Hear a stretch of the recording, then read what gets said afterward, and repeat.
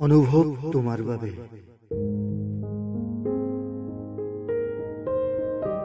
অনুভৱ আজি আৰু তোমালৈ মই একো নিলিখো। আচলতে লিখিব নোৱাৰা হৈ গৈছো। লিখিব ললেই চোন চকু পানীবোৰে বৰকৈ আমনি কৰে।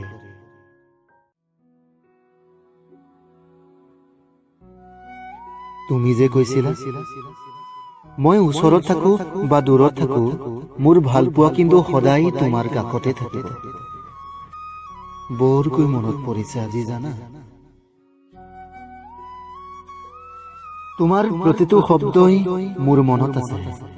শুনা অনুভৱ, আৰু মই তোমাক অভিমান নকৰো, কাৰণ তুমি যে মোৰ মান, তুমি সন্মান, আৰু তুমি মোৰ স্বাভিমান।